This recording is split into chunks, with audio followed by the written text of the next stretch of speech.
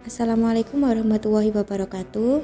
Perkenalkan, nama saya Sela Mustika, peserta Latsar CPNS Regional Yogyakarta, Angkatan 24, kelompok 4, nomor absen 2.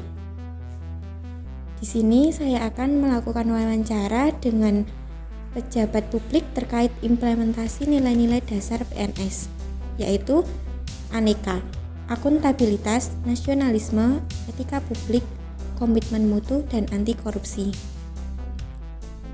Di sini saya akan mewawancarai koordinator SIM-RS dan Rekamedis di Rumah Sakit Merah Putih yang bernama Bapak Tria Mahardika selaku koordinator SIM-RS dan Rekamedis.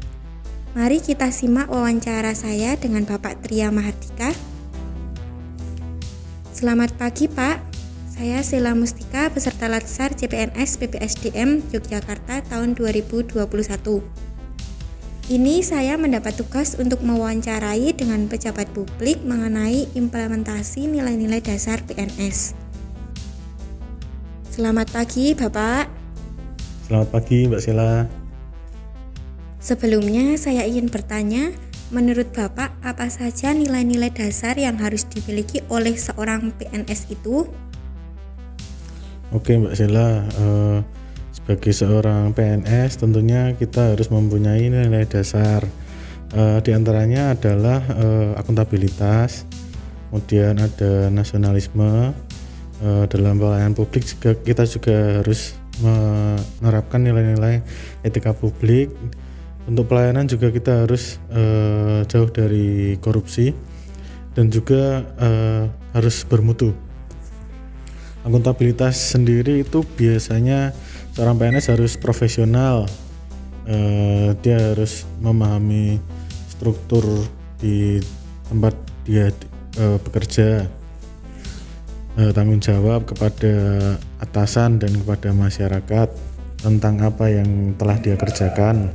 Dan yang tidak kalah penting adalah kita harus memiliki integritas. Sebagai seorang PNS kita juga harus patuh pada undang-undang dan juga Pancasila sebagai nilai-nilai nasionalisme. Baik, Bapak. Berarti kita sebagai seorang PNS itu harus memiliki nilai-nilai tersebut ya, Pak, yang sering kita sebut dengan aneka. Selanjutnya untuk pertanyaan yang nomor 2, bagaimana implementasi atau praktik dari nilai-nilai dasar PNS tersebut di lingkungan kerja Bapak? Oke, nilai-nilai implementasinya, misalkan kita datang tepat waktu ke lingkungan kerja, kemudian jika ada permasalahan tentunya kita harus menyelesaikan secara musyawarah. Dalam pelayanan kepada pasien kita juga harus ramah dan juga profesional. Di dalam melaksanakan tugas sehari-hari kita juga harus tanggung jawab dan juga memiliki integritas. Berarti sebenarnya banyak yang bisa kita lakukan untuk mengamalkan nilai-nilai dasar PNS tersebut di lingkungan kerja kita ya. Pertanyaan selanjutnya, bagaimana kerjasama yang ada di lingkungan kerja Bapak saat ini? Di lingkungan kerja kita juga bekerja sama dengan beberapa instansi ataupun vendor-vendor terkait. Nah, misalnya bekerja sama dengan Dinas Kesehatan, bekerja sama dengan BPJS tentunya, terus bekerja sama dengan vendor SIM-RS, terutama karena kita baru mulai di tahun kedua, jadi banyak sekali kerjasama yang dilakukan di lingkungan kerja kita. Di internal kita sendiri kerjasama di dalam pelayanan juga sangat penting, terutama untuk kepentingan atau pelayanan kepada pasien. Untuk kerjasama eksternal maupun internal tadi di sini sudah berjalan dengan baik.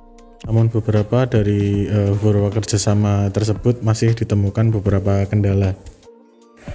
Untuk mengatasi kendala tersebut gimana ya, Pak?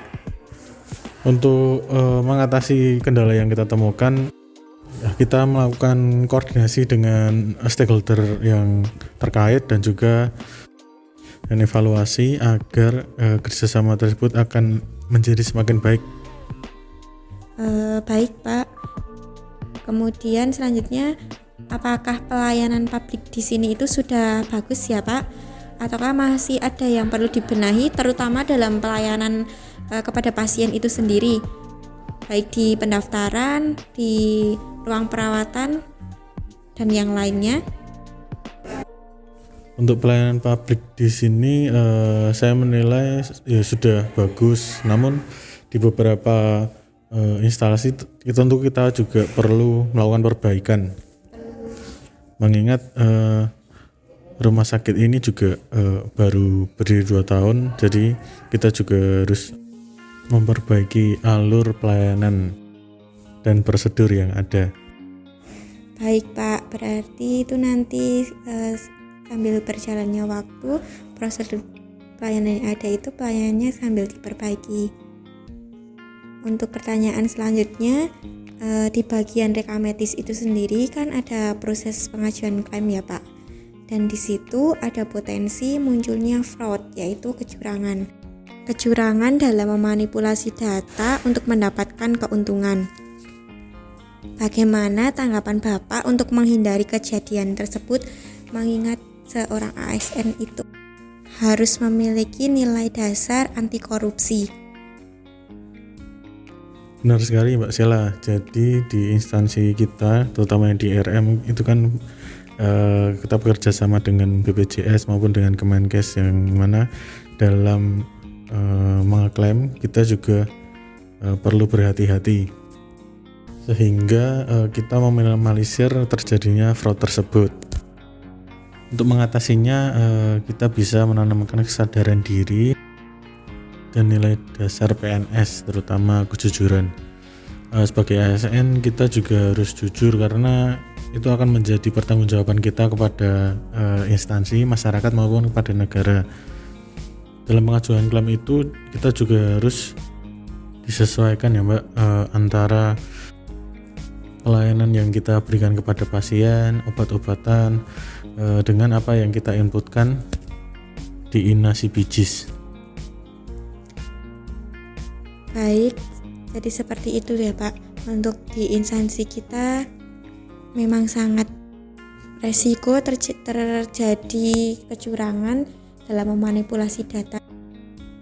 Baik, terima kasih Pak sudah meluangkan waktunya untuk saya wawancarai guna memenuhi tugas saya. Mohon maaf jika mengganggu waktunya Bapak. Terima kasih Bapak. Ya, sama-sama Mbak Sheila. Terima kasih juga. Selamat mengikuti Latsar ya.